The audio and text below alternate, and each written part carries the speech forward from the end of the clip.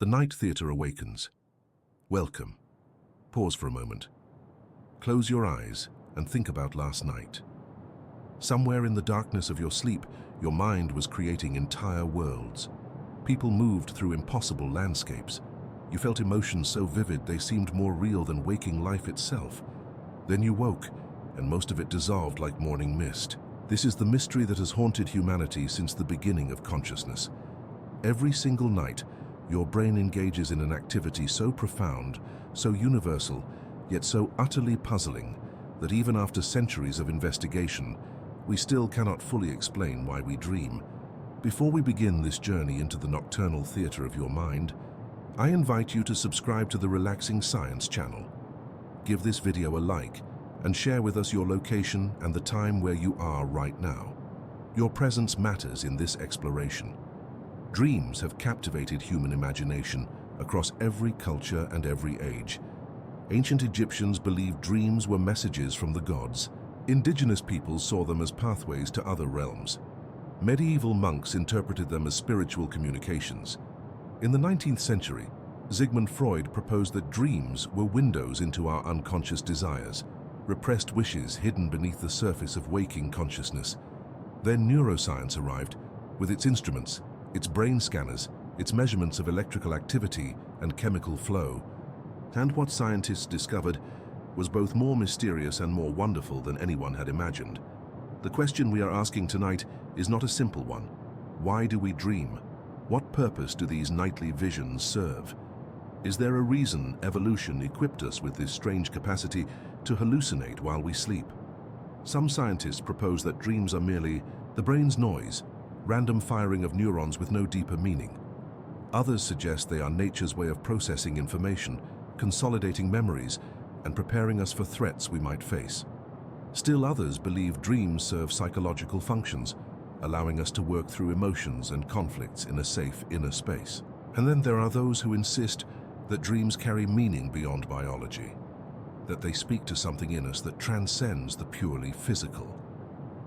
Throughout this journey, we will explore all of these perspectives. We will venture into the architecture of sleep itself, understanding how your brain changes its rhythms and chemistry when you close your eyes. We will examine the evolutionary advantages that might have made dreaming so fundamental to our survival. We will trace the history of dream interpretation from the ancient world through Freud's revolutionary theories to the cutting edge of modern neuroscience. We will discover how memories are transformed in sleep, how creativity flourishes in dreams, and how emotions are processed in ways that waking consciousness cannot achieve. But perhaps most importantly, we will sit with the fundamental mystery of it all. Because even with all our scientific knowledge, even with our brain imaging technology, and our understanding of neurotransmitters, the deepest question remains unanswered. Why does the universe, in the form of your brain, create these elaborate experiences that you will forget? What is the purpose of this nightly magic show that plays in your mind? As you listen to these words, imagine yourself settling into sleep. Your body grows heavy. Your breathing slows. The world outside fades away. Your eyelids close and the real world dissolves. But instead of darkness, something begins to glow. A new world awakens. This is where we are going together, into that liminal space between consciousness and unconsciousness, where the normal rules of reality no longer apply, where time bends, where you can fly without wings, where the impossible becomes ordinary. The journey ahead will be gentle and contemplative. We are not here to provide you with definitive answers, because those answers may not exist. Instead, we are here to wander together, to explore the frontiers of what we know and what remains beautifully unknown. We are here to kindle your sense of awe at the sophistication of your own mind. So settle yourself, make yourself comfortable, let your shoulders relax, let the tensions of the day begin to dissolve. We are about to explore something that happens to you every single night, something so familiar you have never truly thought about it, something so strange that it defies complete explanation. The night theater of your mind is about to open its curtains, and you are invited to witness the performance. The brain's nocturnal workshop. As your eyes close and sleep begins its descent, something extraordinary happens inside your skull. Your brain does not simply shut down, It transforms. It reorganizes itself. It enters a completely different mode of operation, with its own rhythms, its own chemistry, its own rules. This nocturnal workshop is where dreams are manufactured, where the machinery of sleep creates the conditions necessary for these visions to emerge and flourish. When you first fall asleep, you enter what scientists call light sleep. Your brain waves slow down from the rapid, scattered activity of waking consciousness.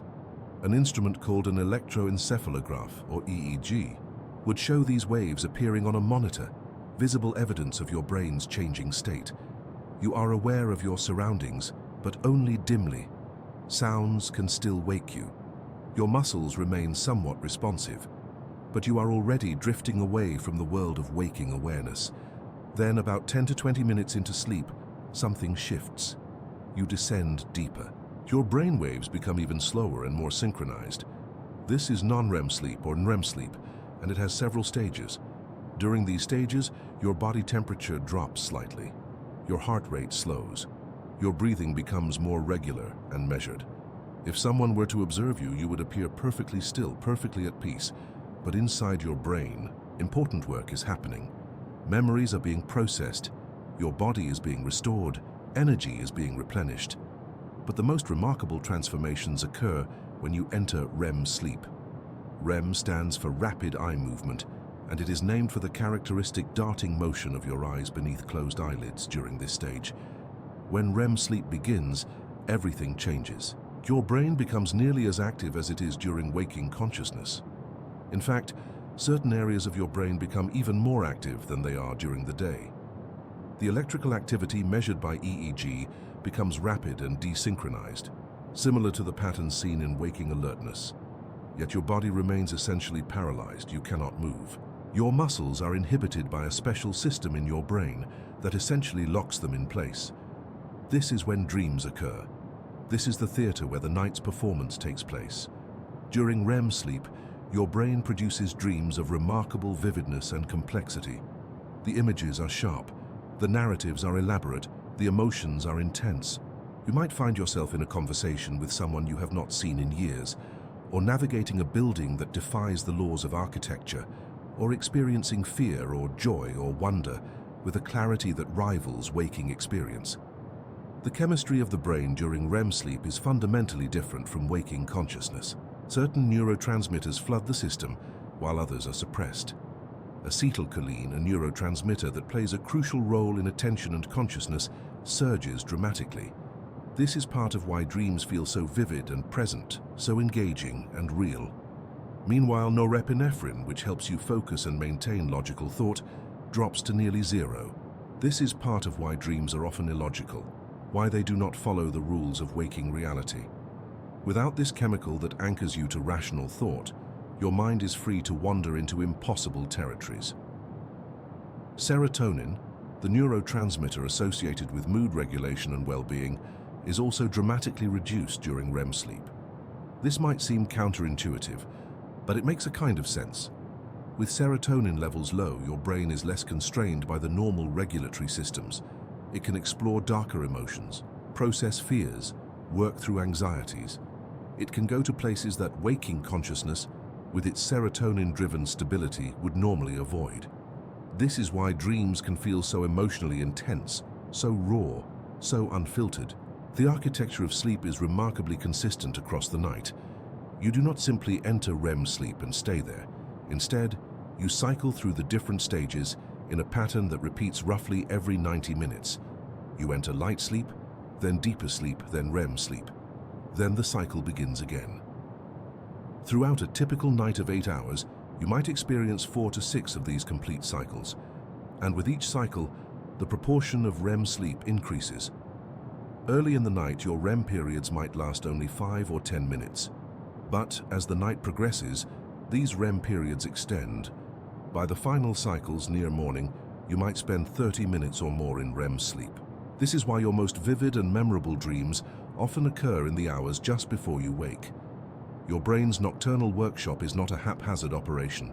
It is governed by what is called the circadian rhythm, your internal biological clock. This clock is set primarily by light, by the presence or absence of the sun. When darkness falls, your brain releases melatonin, a hormone that signals your body that it is time to sleep. Melatonin levels rise gradually through the evening, reaching their peak in the middle of the night, then gradually declining as morning approaches. This chemical tide orchestrates the entire sleep process, ensuring that you follow a pattern of sleep and wakefulness that is synchronized with the rotation of the Earth. But the circadian rhythm does more than simply determine when you sleep and wake. It also influences the quality and character of your sleep. It determines the timing of your REM cycles, the depth of your non-REM sleep, the hormonal changes that occur throughout the night. It is a master conductor, ensuring that all the different systems of sleep operate in harmony, each at the right time, in the right proportion, for the right duration. When you sleep, your brain is not resting. It is working. It is engaged in processes that are absolutely essential to your survival and your well-being. It is consolidating memories, clearing away metabolic waste products that have accumulated during the day, restoring depleted neurotransmitters, and processing emotions. And at the heart of this nocturnal workshop, dreams are happening. The stage is set, the machinery is in place, the chemistry is right, and your mind, liberated from the constraints of waking consciousness, begins to create. Evolution's hidden gift. Why would evolution create dreams? This is the question that has puzzled scientists for decades. If dreams serve no purpose, if they are merely random neural noise, then why do all mammals dream? Why do birds dream? Why have dreams persisted throughout evolution, consuming enormous amounts of energy and time? Evolution does not waste resources on activities that do not contribute to survival or reproduction. Every major feature of the living world exists because it provided some advantage to our ancestors. One compelling theory proposes that dreams are simulations. Your brain during sleep is running threat simulation scenarios. It is imagining dangerous situations and practicing how to respond to them. In the evolutionary environment where your ancestors lived, this would have been invaluable. Imagine a predator stalking through the night. The individuals who had practiced their escape responses in dreams, who had rehearsed their defensive maneuvers in the safety of sleep, would have had a significant advantage. They would react faster, more instinctively, more effectively when faced with actual danger. Dreams, in this view, are nature's flight simulator. They allow you to practice survival responses without the cost of actual danger. This theory explains why dreams so often involve threat scenarios, why you find yourself being chased or falling or facing danger, why nightmares are so common. Your brain is not being cruel when it generates these frightening dreams. It is being practical. It is preparing you for a world that, in the ancestral environment, was genuinely dangerous. The fact that you no longer face predators or tribal enemies does not mean your brain has updated its threat simulation program. The machinery remains, running the same programs it has run for millions of years. But threat simulation is not the only evolutionary advantage dreams might provide. Memory consolidation is another crucial function. When you sleep, your brain is not passively storing memories. It is actively processing them, organizing them, integrating them with existing knowledge. During REM sleep, your brain appears to be replaying the events of the day, reactivating the neural patterns that were active during waking experience. This replay occurs in a context where your brain is chemically different, where the normal rules of logic do not apply. And in this altered state, connections can be made that would not be obvious during waking consciousness. Think of it this way. During the day, you encounter countless pieces of information. You see faces, hear voices, learn facts, have experiences. Each of these creates patterns of neural activation. But these patterns are separate. They are not yet integrated into your broader knowledge and understanding. Then night comes. During REM sleep, your brain reactivates these patterns, but it does so in a way that allows them to be connected to other patterns. Information that seemed unrelated during the day suddenly links together. Memories that were isolated become integrated into your larger understanding of the world. This is memory consolidation, and it is absolutely essential to learning. This is why sleep is so critical for students, not because rest alone helps you learn, but because the active process of memory consolidation during sleep is what actually encodes information into long-term memory. If you study hard all day but do not sleep, the information remains fragile, unstable, likely to be forgotten. But if you study and then sleep, the information is consolidated. It becomes part of your permanent knowledge. Dreams are part of this process. The vivid, bizarre dreams you have are actually your brain at work, processing information, making connections, reorganizing knowledge. Across the animal kingdom, you can see this evolutionary principle at work. Mammals dream, birds dream. Even some reptiles appear to have REM sleep, suggesting that the dreaming process is ancient, dating back millions of years. The amount of time different animals spend in REM sleep varies according to their ecological niche and their learning demands. Animals that must learn complex behaviors spend more time dreaming. Young animals dream more than adults. This makes perfect sense if dreams are a mechanism for memory consolidation and learning. The young brain has more to learn, so it dreams more. As you mature and your brain becomes more stable, you dream somewhat less, though you never stop entirely. Some species of birds demonstrate this principle beautifully. Migratory birds that must learn complex navigation routes spend significantly more time in REM sleep than non-migratory birds. Their brains are working harder to consolidate the information they need to survive. Similarly, songbirds that must learn complex songs from their parents spend more time in REM sleep than birds that do not learn songs. The amount of dreaming is proportional to the learning challenge. Evolution has fine-tuned the dreaming process to match the needs of each species. Another evolutionary advantage dreams may provide is emotional regulation. During REM sleep, your brain is processing emotions intensely. The amygdala, the brain region responsible for emotional reactions, is highly active. Meanwhile, the prefrontal cortex, the region responsible for rational thought and emotional control, is relatively quiet. This means that during dreams, emotions can be felt intensely without the normal constraints of rational thought. You can experience fear, sadness, joy, or anger in a pure, undiluted form. And in doing so, you are processing these emotions, working through them, integrating them into your emotional landscape. From an evolutionary perspective, this would have been incredibly valuable.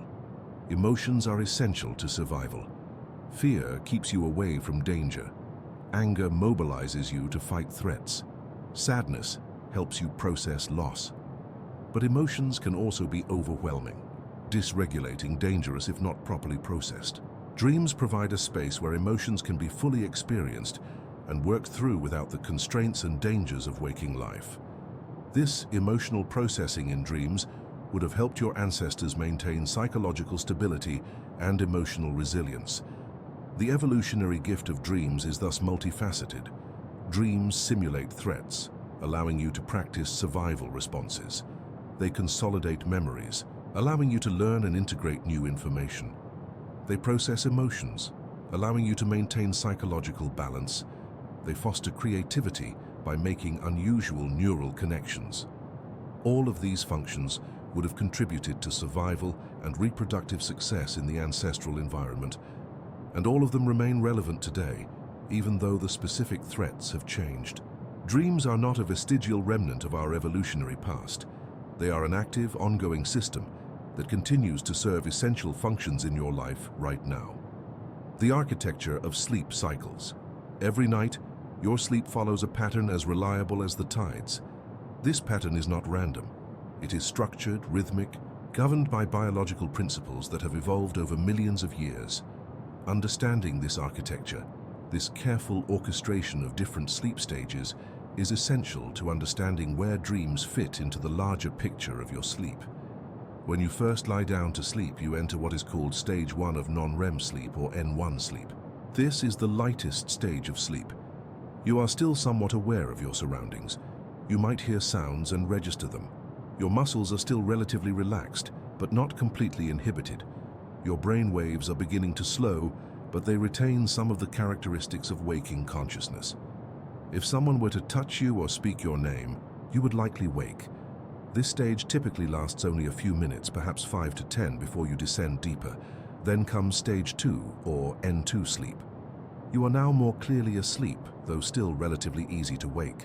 your brain waves have slowed further, and distinctive patterns appear called sleep spindles, rapid bursts of brainwave activity that seem to play a role in memory consolidation and in protecting sleep from being disrupted by external stimuli.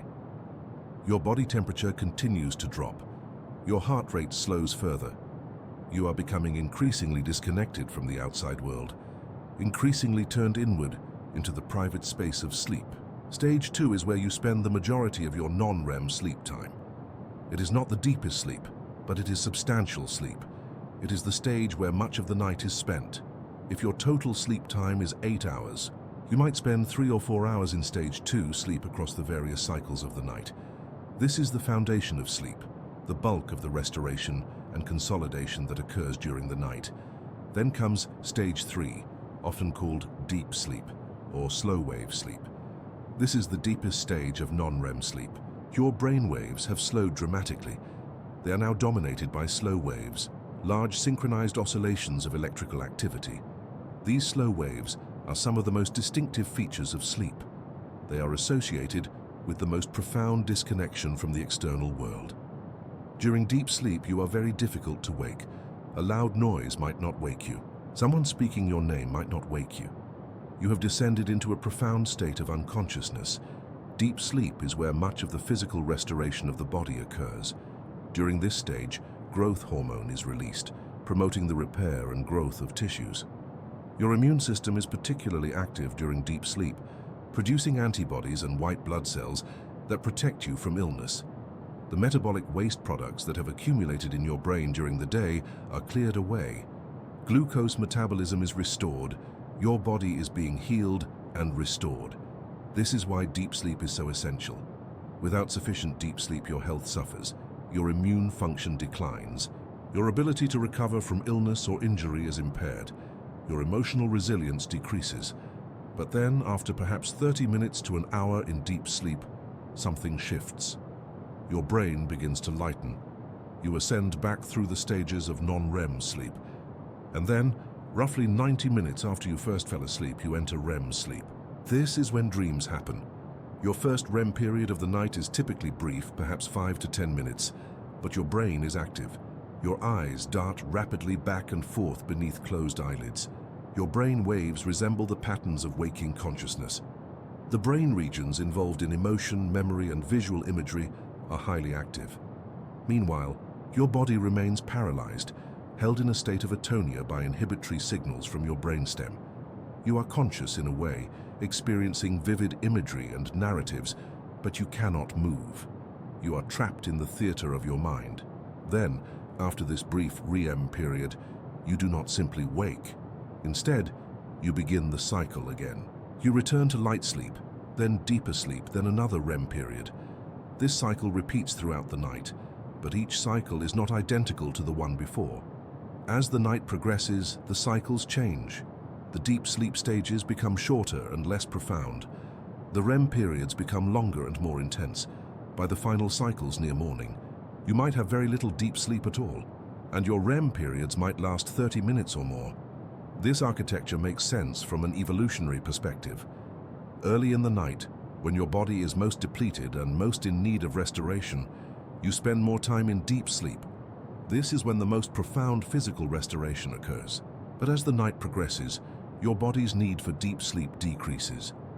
Instead, your brain shifts its focus to memory consolidation and emotional processing, which occur primarily during REM sleep. By the end of the night, you are spending most of your time in REM sleep, cycling through dream scenarios, consolidating the memories of the previous day, processing emotions. This is why your most vivid and memorable dreams occur in the morning hours, just before you wake. Your brain is spending the longest time in REM sleep. Your dreams are most elaborate, most extended, most likely to be remembered. The dream that wakes you, the one you remember as you open your eyes, is typically from these final REM periods. It is fresh in your mind because it just occurred. The earlier dreams of the night have mostly been forgotten, dissolved away as you cycled through subsequent sleep stages. The total amount of REM sleep you get each night is roughly 1 to 2 hours out of 8 hours of sleep. This means you are spending approximately 15 to 25% of your sleep time dreaming. If you live for 80 years and sleep 8 hours per night, you will spend roughly 6 to 10 years of your life in REM sleep. 6 to 10 years of vivid, bizarre, emotionally intense dreams. 6 to 10 years of your mind creating entire worlds, complete narratives, complex social interactions that will mostly be forgotten by morning. The architecture of sleep cycles is not fixed. It changes across your lifespan. Newborns spend about half their sleep time in REM sleep, far more than adults. This makes sense because infants' brains are developing rapidly, consolidating enormous amounts of new information. As you grow, the proportion of REM sleep decreases. By adulthood, it settles to around 20%. In old age, both REM sleep and deep sleep tend to decrease, which is one reason why sleep quality often declines with aging. The architecture of sleep can also be disrupted by various factors. Stress can reduce deep sleep and increase REM sleep. Alcohol can suppress REM sleep, which is why people who drink heavily often do not sleep well, despite spending a long time in bed. Certain medications can alter the sleep architecture. Sleep disorders can fragment the cycles, preventing you from completing full cycles and getting the full benefits of sleep. Understanding this architecture helps explain why getting a full night of undisturbed sleep is so important. You need time to complete multiple full cycles to get sufficient deep sleep for physical restoration and sufficient REM sleep for memory consolidation and emotional processing. Memory's invisible library. Imagine your brain as a vast library. Every experience you have, every perception, every thought creates a record. These records are stored as patterns of neural activation, as connections between neurons that have been strengthened or weakened. During the day, you are constantly acquiring new records.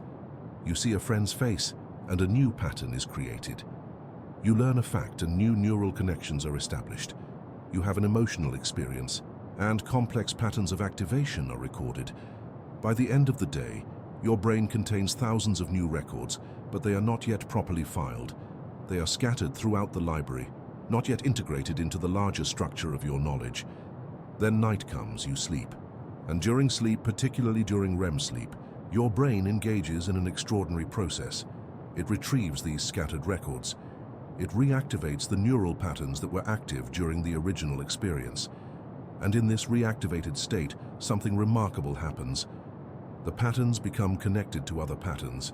Information that seemed isolated during the day suddenly links to related information.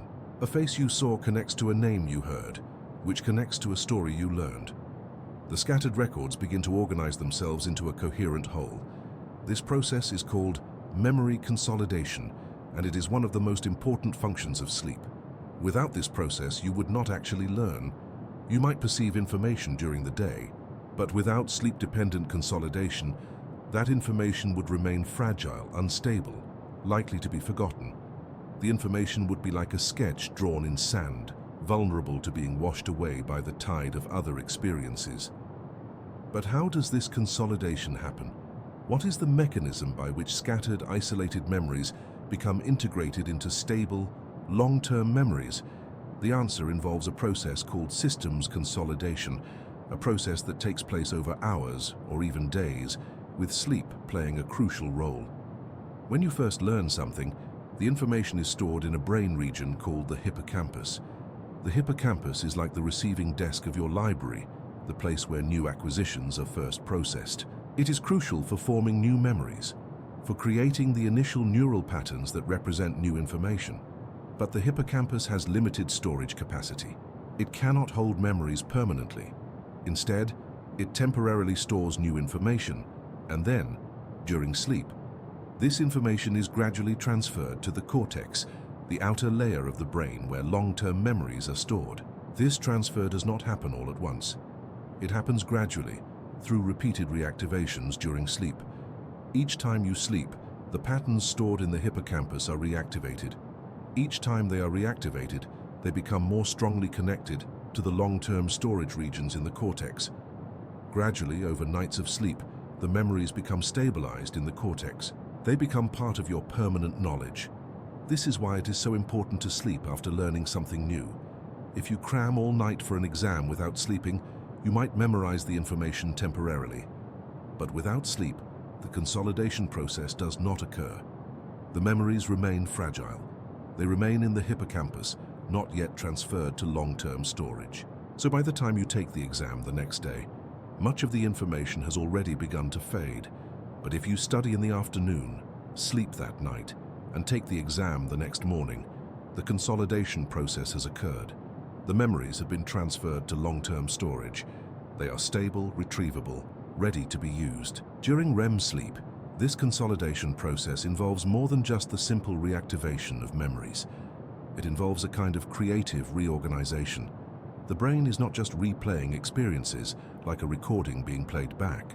It is actively recombining elements, making new associations, extracting patterns and principles from the specific experiences. This is why dreams are so bizarre and surreal. Your brain is not trying to recreate waking reality accurately. It is recombining elements, mixing different experiences together, extracting patterns and principles. Consider a student learning about history. During the day, she reads about the American Revolution. She learns specific facts, specific dates, specific events. These create neural patterns in her hippocampus. Then she sleeps. During REM sleep, her brain reactivates these patterns, but it also connects them to other patterns, other knowledge she already has. The patterns related to revolution in general become connected to the specific patterns related to the American Revolution. The patterns related to political conflict become connected to the specific events she learned about. The patterns related to the time period become connected to other historical information she knows. In her dreams, she might find herself in a strange, surreal version of the American Revolution. She might see historical figures doing things they never did, wearing anachronistic clothes, speaking words they never spoke. The timeline might be confused. The geography might be impossible. But underneath this bizarre surface, her brain is doing profound work. It is extracting the essential principles and patterns from the specific events she learned about. It is integrating this new information with her existing knowledge. It is making her understanding deeper, richer, more connected. This process of creative reorganization during sleep is particularly important for abstract learning, for learning principles and concepts rather than just isolated facts. When you learn a mathematical principle, or a scientific law, or a philosophical concept, your brain needs to extract the essential pattern and separate it from the specific context in which you learned it. Sleep facilitates this abstraction. During REM sleep, your brain recombines elements in new ways, creating new examples and new contexts for the principle you learned. This helps you understand the principle at a deeper level, and it helps you apply it to new situations you have never encountered before. But memory consolidation during sleep is not limited to explicit learning, the kind of learning you do consciously when you study. It also applies to implicit learning, the kind of learning that happens without conscious awareness. If you practice a skill like playing the piano or shooting a basketball, you are creating motor memories, memories encoded in the motor systems of your brain. These memories are also consolidated during sleep. In fact, sleep may be even more important for motor learning than for factual learning. Athletes who sleep well perform better than athletes who do not sleep well, even if they have practiced the same amount. This is because sleep is consolidating the motor memories, making the practiced movements more automatic, more fluid, more efficient. The invisible library that is your memory is thus constantly being reorganized during sleep. Old memories are being retrieved and reconsolidated, which actually allows them to be updated with new information. New memories are being integrated with old memories. Patterns are being extracted. Principles are being identified. Your understanding of the world is deepening and becoming more sophisticated. And all of this happens while you are unconscious, while you are dreaming, while you are completely unaware of the magnificent work your brain is performing. The chemistry of visions. Your brain is a chemical factory. Every thought, every emotion, every sensation is produced by chemicals, by molecules that bind to receptors, that trigger cascades of cellular changes, that create the experience of consciousness. During waking consciousness, this chemical factory operates under one set of conditions. But during sleep, particularly during REM sleep, the chemical balance shifts dramatically. The factory retunes itself. Different chemicals flood the system. others are suppressed. And this chemical transformation is what creates the conditions for dreams. The primary chemical that enables REM sleep and dreams is acetylcholine. This neurotransmitter is released in high concentrations throughout the brain during REM sleep. Acetylcholine is associated with attention, with consciousness, with the activation of sensory and memory systems. During waking consciousness, acetylcholine is present, but it is balanced by other neurotransmitters.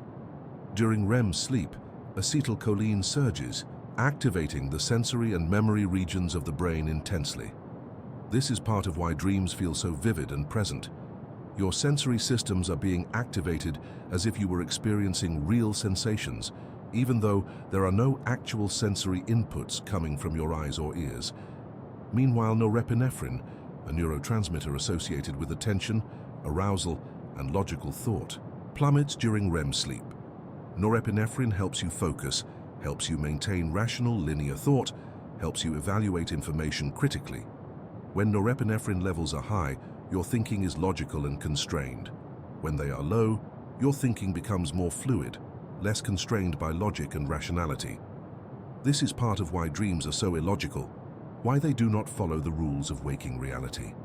Without norepinephrine's constraining influence, your mind is free to generate impossible scenarios, to violate the laws of physics, to create narratives that would never make sense in waking consciousness. Serotonin is another crucial player in this chemical symphony. During waking consciousness, serotonin levels are relatively high. Serotonin is associated with mood regulation, with contentment, with emotional stability. It helps keep your emotions in check, helping you maintain emotional homeostasis.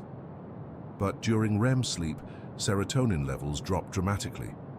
This reduction in serotonin means that emotional regulation systems are less active. Emotions can be felt more intensely, more purely, less filtered by the normal regulatory mechanisms. This is why dreams can be so emotionally intense, why you can feel terror or joy or sadness in your dreams with a vividness that sometimes exceeds waking emotion. The reduction in serotonin during REM sleep also has interesting implications for mood. People with depression often have reduced serotonin levels, and they often have disrupted sleep. Some antidepressant medications work by increasing serotonin levels, and one of their side effects is to suppress REM sleep because they increase serotonin even during sleep. This suggests a complex relationship between serotonin, mood, and sleep. It suggests that the normal reduction in serotonin during REM sleep might serve a purpose, allowing emotions to be processed and worked through without the filtering effect of serotonin-driven mood regulation. Another crucial chemical in the dreaming brain is dopamine, a neurotransmitter associated with reward, motivation, and pleasure. During REM sleep, dopamine levels are also reduced. This reduction in dopamine means that the reward system of the brain is less active. You are not motivated to act on what you are experiencing. Even if you are experiencing something frightening in a dream, you do not have the motivation to flee or to fight because dopamine levels are low. This contributes to the paralysis of REM sleep. Your brain is not motivated to move. Your body is held still by the inhibitory signals from your brainstem, but you also lack the neurochemical motivation to move. The brainstem, the most primitive part of your brain, plays a crucial role in creating the conditions for REM sleep and dreams. A region of the brainstem called the pons contains neurons that are responsible for generating REM sleep. These neurons release acetylcholine and suppress the release of norepinephrine and serotonin. They also send inhibitory signals down the spinal cord that paralyze your voluntary muscles. This is why you cannot move during REM sleep, why you are locked in your body, unable to act out your dreams. This paralysis is called rematonia, and it is thought to be a protective mechanism. If you are able to move during dreams, you might act out your nightmares, flailing around, potentially hurting yourself or your bedmate. The chemical state of the dreaming brain is thus quite different from the waking brain. It is a state optimized for memory consolidation, for emotional processing, for creative recombination of information. It is a state where sensory systems are activated without sensory input, where emotions are intensified without the normal regulatory constraints, where logic and rational thought are suppressed. This chemical state, is what creates the subjective experience of dreaming. But this chemical state is not random or haphazard. It is carefully orchestrated. It is produced by specific neural systems that have evolved over millions of years. The timing of the release of these chemicals, the concentration of each, the interactions between them are all precisely regulated. This regulation involves multiple brain regions and multiple systems. The suprachiasmatic nucleus, the brain's master clock, is involved in timing the release of melatonin, which initiates sleep. The locus coeruleus, a small region in the brainstem, is involved in regulating norepinephrine levels. The dorsal raphe nucleus is involved in regulating serotonin levels. The ventral tegmental area is involved in regulating dopamine levels. All of these systems work together to create the precise chemical conditions necessary for REM sleep and dreams. If any of these systems is disrupted, if any of these chemicals is out of balance, sleep and dreams are affected. This is why certain medications and substances can disrupt sleep. Stimulants like caffeine and cocaine increase norepinephrine and dopamine, disrupting the chemical conditions necessary for sleep. Alcohol can suppress REM sleep, preventing dreams. Antidepressants that increase serotonin can suppress REM sleep as a side effect. Understanding the chemistry of dreams helps explain many of their characteristics. It explains why they are so vivid, so emotional, so illogical. It explains why they feel so real, why they can seem more real than waking experience. It explains why they are so difficult to remember, why they fade so quickly upon waking. When you wake, norepinephrine and serotonin levels rise rapidly. The chemical state of your brain shifts back to waking consciousness, and the memories that were formed in the dream-specific chemical state become harder to access and harder to retain. Freud's Ghost and Modern Science. In the year 1899, a Viennese neurologist named Sigmund Freud published a book that would change how humanity thought about dreams forever. The book was called The Interpretation of Dreams, and it proposed a radical idea. Dreams, Freud argued, were not random noise. They were not meaningless. They were windows into the unconscious mind. They were expressions of repressed desires, of wishes that your waking consciousness would not allow to be expressed. Every dream, Freud believed, contained a hidden meaning. Every symbol, every strange juxtaposition, every bizarre image was a disguised representation of a forbidden desire. Freud's theory was revolutionary. For centuries, dreams had been interpreted through religious or spiritual frameworks. Freud offered a psychological framework. He proposed that dreams were the royal road to the unconscious, that by analyzing dreams, you could uncover the hidden motivations and repressed desires that drove behavior. He developed a method of dream analysis, asking patients to free associate about their dreams, to follow the threads of association wherever they led. And in doing so, he believed the hidden meaning of the dream would be revealed. Freud's theory was enormously influential. It shaped how people thought about dreams for much of the 20th century. It influenced psychology, literature, art, and popular culture. The idea that dreams had hidden meanings, that they could be analyzed and interpreted, became widely accepted. People began to see their dreams as meaningful messages from their unconscious minds, as clues to their deepest desires and fears. But then, in the 1950s, something changed. A young researcher named William Dement, working with another researcher named Nathaniel Kleitman, made a discovery that would challenge Freud's theories. They discovered REM sleep. They discovered that dreams occurred during specific phases of sleep, during periods of rapid eye movement, when the brain showed distinctive patterns of electrical activity. They could predict when dreams would occur. They could wake people during REM sleep and ask them what they were dreaming about. They found that dreams occurred regularly throughout the night, in multiple episodes. This discovery opened up a new scientific approach to understanding dreams. Instead of relying on patients' interpretations and associations, researchers could now study the brain during dreams. They could measure brain activity. They could examine what was happening neurologically when dreams occurred. And what they found complicated and challenged Freud's theories. One of the major challenges to Freud's theories came from the activation synthesis hypothesis, proposed by neuroscientists John Hobson and Robert McCarley in 1977. Hobson and Macaulay proposed that dreams are not expressions of repressed desires. Instead, they are the brain's attempt to make sense of random neural activity. During REM sleep, they argued, neurons in the brainstem fire randomly. The cortex, the conscious part of the brain, receives these random signals and tries to interpret them, to synthesize them into a coherent narrative. The dream is the result of this synthesis, the cortex's attempt to create a meaningful story from random input. This theory suggested that dreams might not have any deep hidden meaning. They might not be expressions of unconscious desires. They might simply be the brain's way of processing random noise. The bizarre, illogical character of dreams, according to this theory, is not a disguise for hidden meanings. It is simply the result of the cortex trying to make sense of incoherent input. The activation synthesis hypothesis was controversial.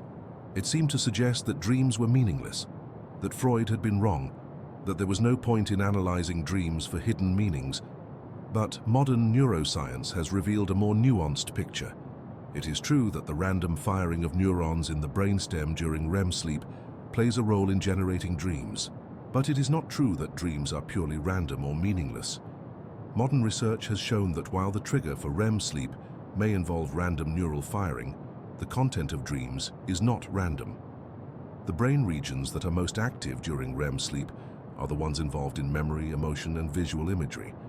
The hippocampus, involved in memory consolidation, is highly active. The amygdala, involved in emotional processing, is highly active. The visual cortex is highly active. These regions are not firing randomly. They are actively engaged in processing information. Furthermore, modern research has shown that dreams do appear to serve important functions. They do appear to be involved in memory consolidation, in emotional processing, in creative problem solving. So while Freud may have been wrong about the specific mechanisms, about the idea that dreams are disguised expressions of repressed desires, he may have been right that dreams are meaningful, that they serve important psychological functions, that they are worthy of attention and analysis. The modern neuroscientific view of dreams thus incorporates insights from both Freud and from modern brain science. Dreams are not purely expressions of unconscious desires, as Freud believed, but they are also not purely random neural noise. They are the result of specific brain processes involving the activation of memory and emotional systems, combined with the brain's attempt to synthesize this activation into a coherent narrative. The resulting dreams may not have the specific hidden meanings that Freud proposed, but they may still be meaningful, still be worth analyzing, still provide insights into the workings of your mind. One area where modern neuroscience has vindicated Freud is in understanding the role of emotion in dreams. Freud emphasized that dreams were emotional experiences, that they involved emotional content. Modern research has confirmed this.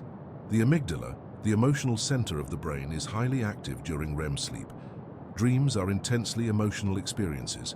The emotions you feel in dreams are processed by the same brain systems that process emotions during waking consciousness.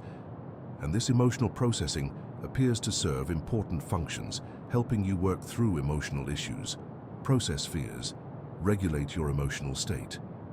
Another area where modern science has built on Freud's insights is in understanding the relationship between dreams and psychology. While the specific interpretation methods that Freud proposed may not be scientifically valid, the general idea that dreams can provide insights into psychological functioning has been supported. Dreams can reveal patterns of thinking, emotional concerns, preoccupations. They may not have hidden symbolic meanings, but they do reflect what is on your mind. They do reflect your concerns, your fears, your desires, even if not in the disguised form that Freud proposed. The relationship between Freud and modern neuroscience is thus complex. Freud was wrong about many specific mechanisms. His theory of the unconscious mind as a repository of repressed desires has not been supported by modern neuroscience. His interpretation techniques have not proven scientifically valid, but his fundamental insight that dreams are meaningful, that they deserve attention, that they can provide insights into the mind, has been partially vindicated.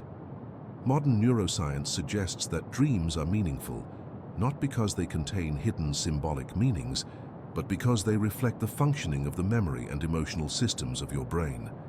They reflect what your brain is working on, what memories it is consolidating, what emotions it is processing. The emotional forge. Where are you listening from right now? What time is it where you are? I would like to know. Share your location and the time with us in the comments below. Your dreams are not neutral experiences. They are intensely emotional. You can feel terror in a dream, a fear so vivid that your heart is pounding, your breathing is rapid, your body is tense with adrenaline. You can feel joy, a happiness so pure and uncomplicated that it seems to fill your entire being. You can feel sadness, grief, anger, shame, all with an emotional intensity that sometimes seems to exceed the intensity of waking emotions. This emotional intensity is not incidental to dreams. It is fundamental. It is one of the defining characteristics of the dreaming state. The emotional intensity of dreams is produced by the specific neurochemical state of the dreaming brain. As we discussed earlier, serotonin levels are dramatically reduced during REM sleep. Serotonin is the neurotransmitter that normally regulates emotions, that keeps them in check, that maintains emotional homeostasis. With serotonin levels reduced, emotions are less regulated. They are less filtered by the normal emotional control systems. They are experienced more purely, more intensely, less constrained by the rational mind's attempt to regulate them. But there is another crucial component to the emotional intensity of dreams. The amygdala, the brain region responsible for emotional processing, is highly active during REM sleep. The amygdala is the emotional center of the brain. It processes emotional information. It generates emotional responses. It is particularly important for processing fear and threat-related information. During REM sleep, when the amygdala is highly active and serotonin levels are low, the conditions are perfect for intense emotional experiences. Meanwhile, the prefrontal cortex, the region of the brain responsible for rational thought and emotional regulation, is relatively quiet during REM sleep. The prefrontal cortex is what normally constrains your emotional responses, what allows you to think rationally about emotional situations, what prevents you from being overwhelmed by emotion. But during REM sleep, this region is less active. Your rational mind is not in control. Your emotions are not being filtered through rational thought. This is why dreams can seem so irrational, why you can be terrified of something in a dream that you would find silly in waking consciousness, why your emotional responses in dreams do not follow the logic of your waking mind. This dissociation between the emotional systems and the rational systems of the brain during REM sleep creates a unique opportunity for emotional processing. Your emotions can be felt intensely, fully, without the normal constraints of rational thought. This is valuable. Emotions carry important information. They tell you what matters, what you care about, what you fear or desire. But in waking consciousness, emotions are often constrained by rationality. You might suppress a fear because it seems irrational. You might suppress anger because it seems inappropriate. You might suppress sadness because you need to function. But in dreams, these emotions can be felt fully. From an evolutionary perspective, this emotional processing in dreams would have been invaluable. Your ancestors lived in an environment full of real threats. They experienced real fears. They experienced real griefs and losses. But they also needed to function, to hunt, to gather, to care for their families. They could not afford to be completely overwhelmed by emotion. Dreams provided a space where emotions could be processed, where fears could be confronted, where grief could be experienced, all in a safe inner space where no actual harm could come.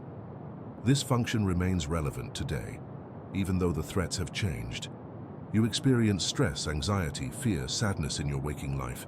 These emotions need to be processed, need to be worked through. Dreams provide a space where this processing can occur. You might have a nightmare about failing a test, about being chased, about losing someone you love. In the nightmare, you experience fear or sadness intensely. But the nightmare is not a bad thing. It is your brain at work, processing the underlying anxiety or grief, working through the emotional issue in a safe space. Research on nightmares supports this understanding. People who experience traumatic events often have nightmares in the days and weeks following the trauma. the nightmares involve reliving the traumatic event or variations of it. For a long time, this was seen as a problem, as a symptom of trauma that needed to be suppressed. But more recent research suggests that the nightmares may actually be part of the healing process. They may be your brain's way of processing the trauma, of integrating the traumatic memory, of working through the emotional impact of the event. Some of the most compelling evidence for the emotional processing function of dreams comes from studies of people with post-traumatic stress disorder, or PTSD. People with PTSD often have nightmares related to their trauma. These nightmares can be severe, can disrupt sleep, can be deeply distressing. But treatments that specifically target the nightmares, that allow people to process the traumatic memory and the associated emotions in a controlled way, have been shown to be effective. When people are able to process the traumatic memory and the associated emotions, the nightmares often decrease. This suggests that the nightmares are serving a function, that they are part of the healing process. The emotional forge of dreams is where you work through your emotional life. It is where you process fear, sadness, anger, joy, love, shame, guilt. It is where you confront your anxieties, your worries, your preoccupations. It is where you process your relationships, your losses, your aspirations. It is where your emotional life is worked through, integrated, processed in ways that waking consciousness cannot achieve. This is why dreams matter. This is why they are not trivial or meaningless. Even if a dream seems silly or bizarre when you wake up, it may have served an important emotional function. Your brain may have been processing something important, working through something that matters to you. The emotional intensity of dreams, far from being a bug or a defect, is actually a feature. It is what allows dreams to serve their emotional processing function. Creativity's secret laboratory. Throughout human history, creative breakthroughs have come in dreams. The chemist Friedrich Kekulé was struggling with the structure of benzene, unable to find a configuration that made sense. Then he had a dream. He saw a snake biting its own tail, forming a circle. When he woke, he realized that benzene had a ring structure, not a linear structure. The dream image had provided the insight that waking consciousness could not find. The musician Paul McCartney woke one morning with the melody of Yesterday fully formed in his mind, having come to him in a dream. The inventor Nikola Tesla reported that many of his greatest inventions came to him in dreams, fully formed and ready to be built. These are not isolated cases. Many creative people report that dreams are a source of inspiration and insight. Artists, musicians, writers, scientists all report that dreams have provided them with ideas, solutions, breakthroughs. There is something about the dreaming state that facilitates creativity in ways that waking consciousness does not. The reason for this lies in how the dreaming brain processes information. During REM sleep, as we have discussed, the normal constraints of waking consciousness are removed. Logic is suppressed. Rationality is diminished. The brain is free to make unusual associations, to combine elements in ways that would not occur to the waking mind. The visual cortex is highly active, generating vivid imagery. The memory systems are highly active, retrieving memories and past experiences. And all of these are being combined in new ways, in ways that are not constrained by the normal rules of logic and rationality. This is the essence of creativity.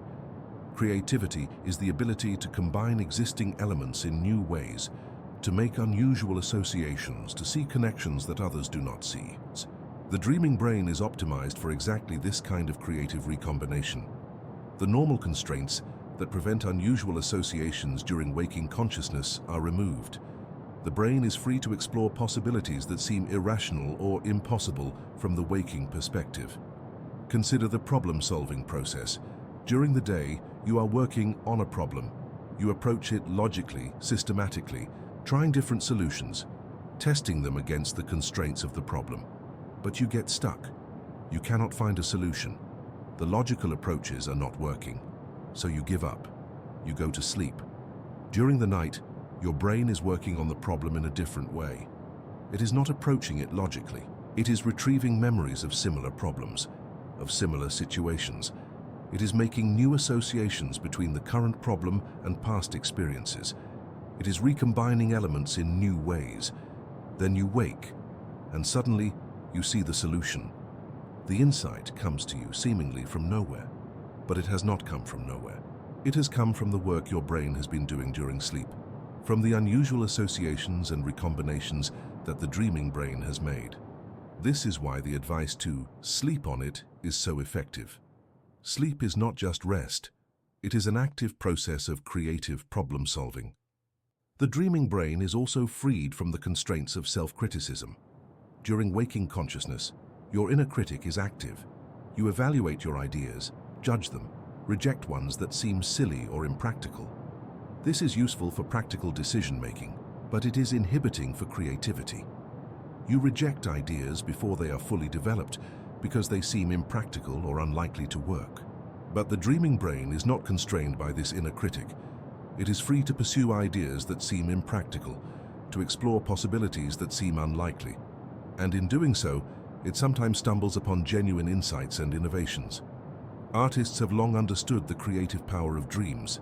Surrealist artists like Salvador Dali deliberately cultivated dreams as a source of inspiration.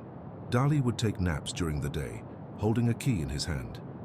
As soon as he began to drift into sleep, his hand would relax, the key would fall and clatter on the floor, waking him. In that moment of waking from sleep, when the dream imagery was still fresh in his mind, he would quickly begin painting or drawing, capturing the dream images before they faded. Many of his most famous and distinctive works came from this process. Writers have also used dreams as sources of inspiration. The science fiction writer Philip K. Dick reported that many of his stories came from dreams. The author Stephen King has described how dreams have provided him with plot ideas, character ideas, and entire narrative structures for his novels. The poet Samuel Taylor Coleridge famously composed Kubla Khan based on a dream he had. He woke from the dream with the entire poem in his mind, complete and fully formed. Unfortunately, he was interrupted by a visitor before he could write it all down, and much of the poem was lost to memory. What remains is considered one of the greatest poems in English literature, even in its incomplete form. The reason dreams are so creatively productive is related to the functions we have already discussed. During dreams, memory systems are highly active. Your brain is retrieving memories, past experiences, past knowledge, but it is not retrieving them in an organized, structured way. It is retrieving them in a somewhat random, associative way. A memory triggers another memory, which triggers another. And in this process of associative retrieval, new connections are made. Elements that have never been connected before are suddenly combined, and from this combination, new ideas emerge. Furthermore, the dreaming brain is working on problems at a level below conscious awareness. You are not deliberately trying to solve the problem. You are not consciously thinking about it, but your brain is. The problem is represented in your brain in patterns of neural activation. During sleep, these patterns are retrieved and reactivated. They interact with other patterns, other memories, other knowledge, and through this interaction, new insights emerge. This is why the most creative insights often come when you are not deliberately thinking about the problem. They come while you are walking, or showering, or just waking up. They come when your conscious mind is occupied with something else, when your unconscious mind is free to work on the problem. Dreams are an extension of this process. During dreams, your conscious mind is completely occupied with the dream experience. Your unconscious mind is free to work on problems, to make new associations, to explore possibilities.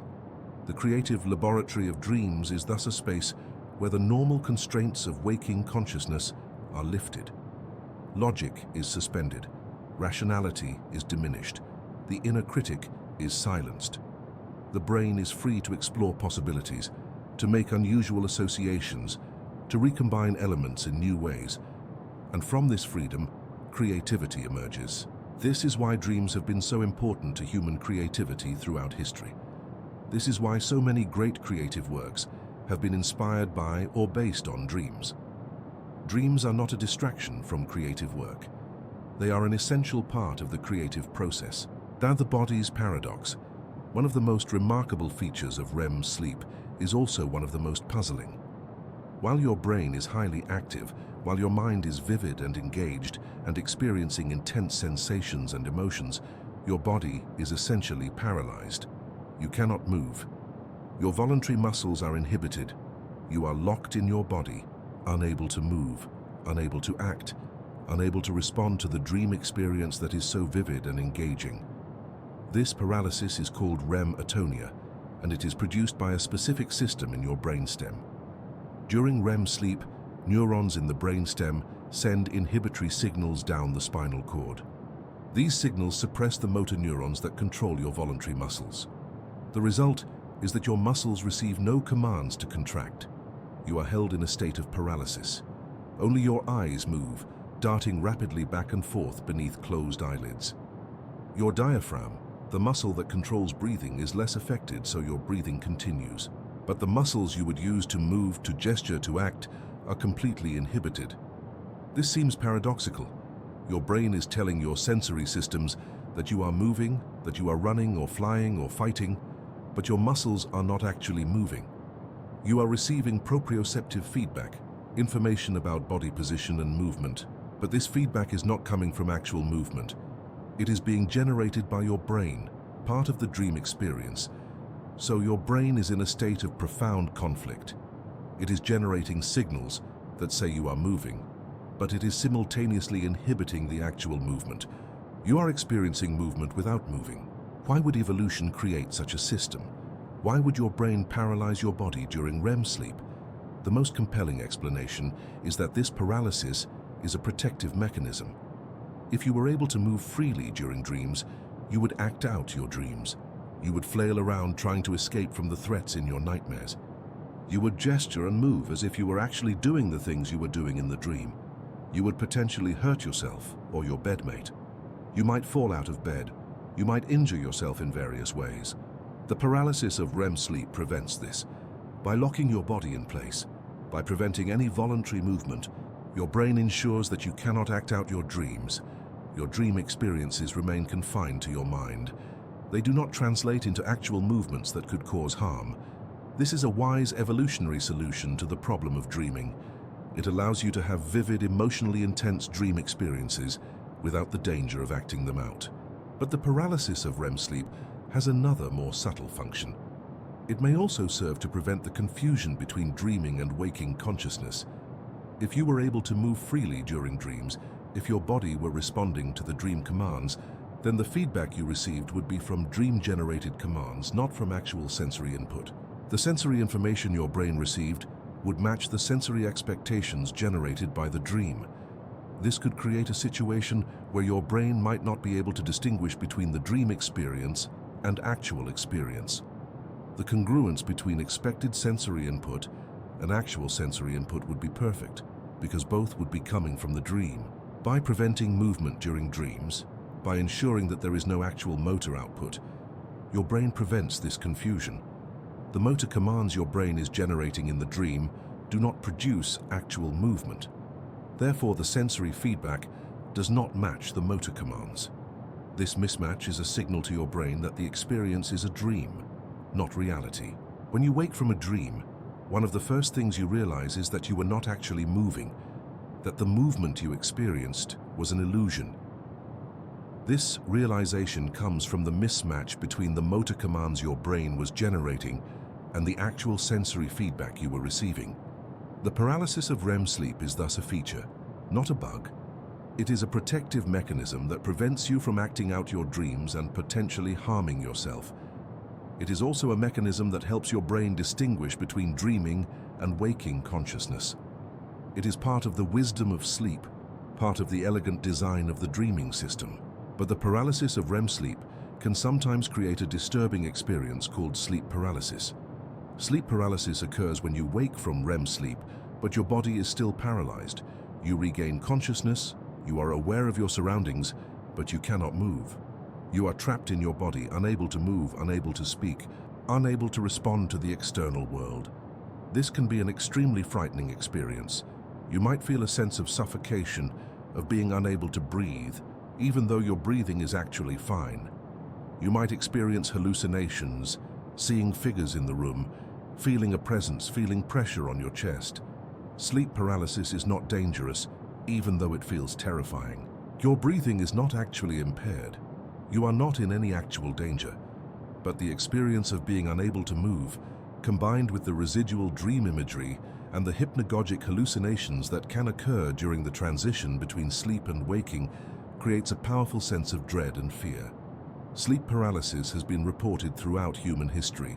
In different cultures, it has been interpreted as demonic possession, as visitation by spirits, as abduction by aliens.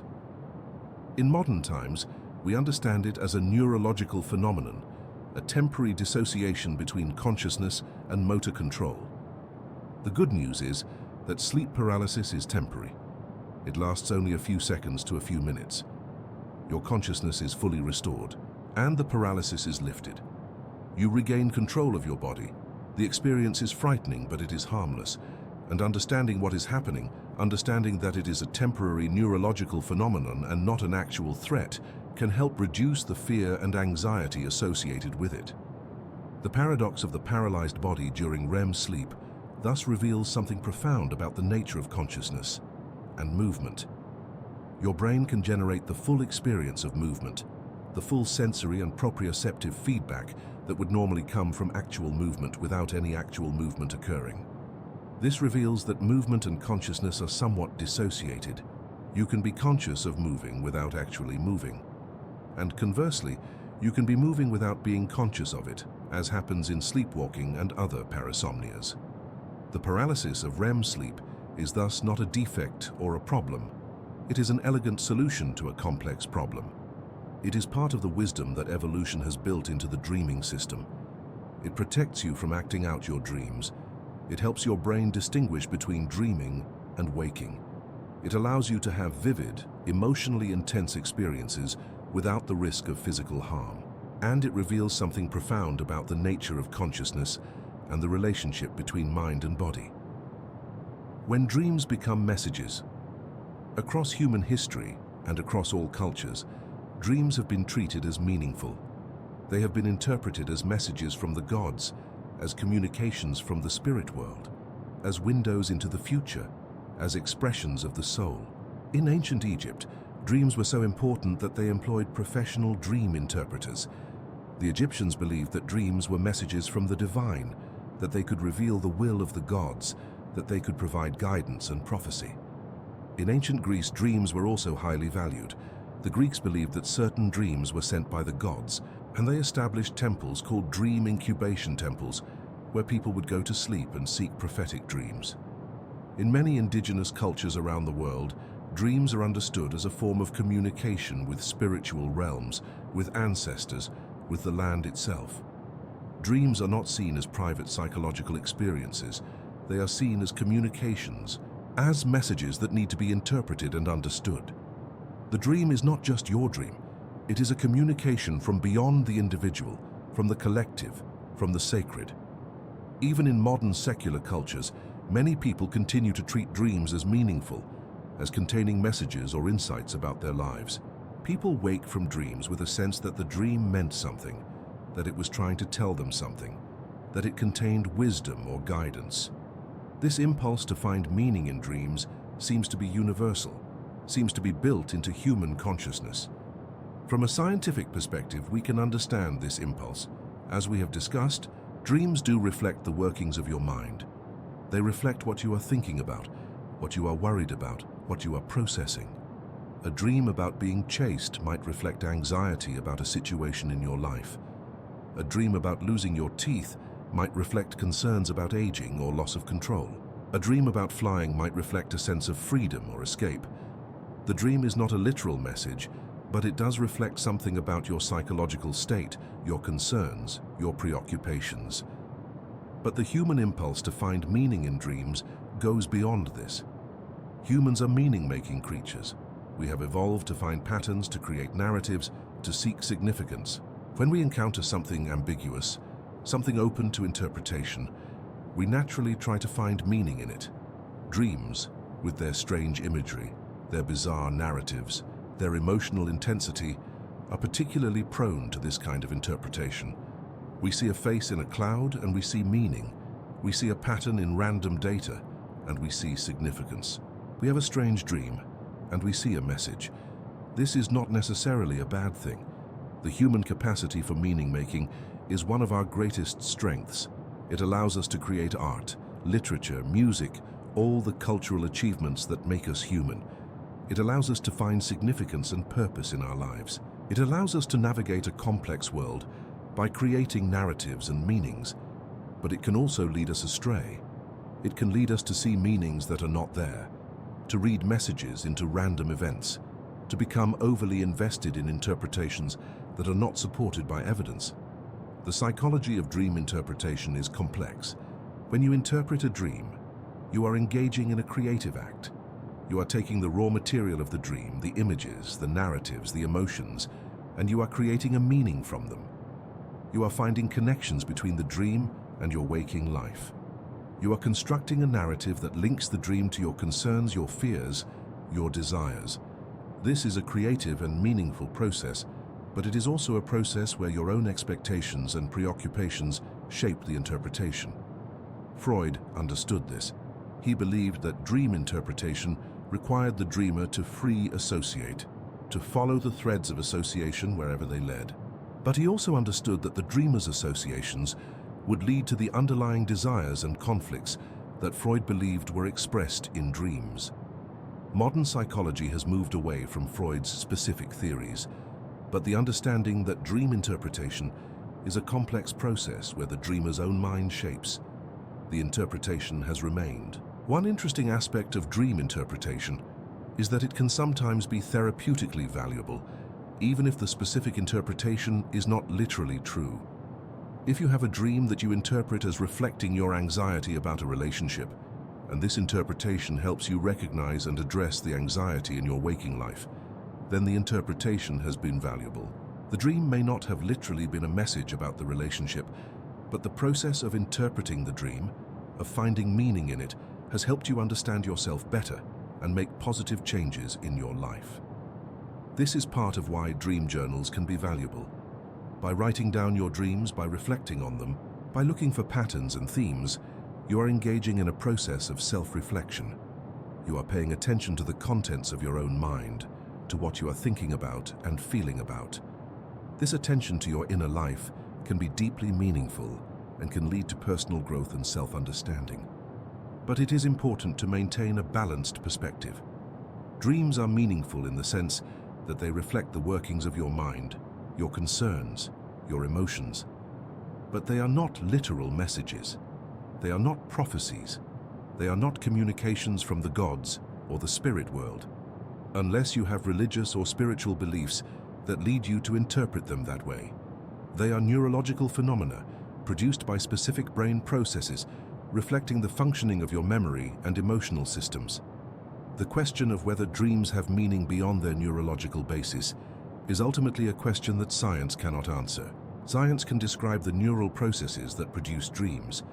It can explain why dreams have certain characteristics, why they are vivid and emotional and illogical.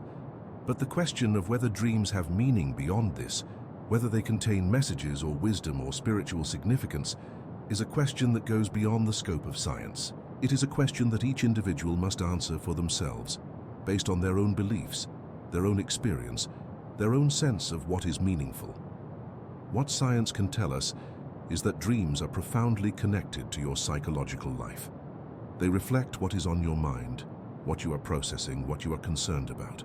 They are part of the ongoing work your brain is doing to understand the world, to process experiences, to consolidate memories, to regulate emotions.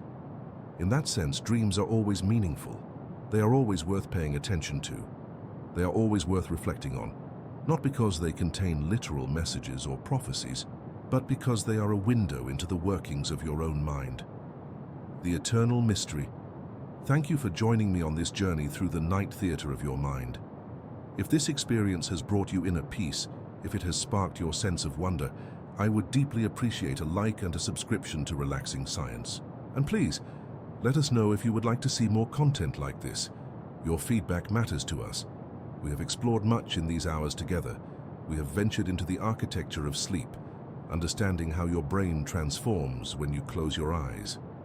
We have traced the evolutionary origins of dreams, understanding why evolution created this strange capacity for hallucination during sleep. We have examined the chemistry of dreams, understanding how specific neurotransmitters create the conditions for vivid, emotional, illogical experiences. We have explored the functions of dreams, understanding how they consolidate memories, process emotions, facilitate creativity, protect your body from harm. We have traced the history of dream interpretation, from ancient spiritual traditions to Freud's revolutionary psychological theories to modern neuroscience. We have seen how science has challenged some of Freud's specific ideas, but has also vindicated his fundamental insight that dreams are meaningful, that they deserve attention, that they provide windows into the mind. We have explored the emotional intensity of dreams, understanding how they allow emotions to be processed in ways that waking consciousness cannot achieve. We have seen how dreams have been sources of creativity and innovation throughout human history. We have examined the strange paradox of REM sleep, where your brain is highly active while your body is paralyzed. And yet, after all of this exploration, after all of this understanding, the deepest question remains: why do we dream?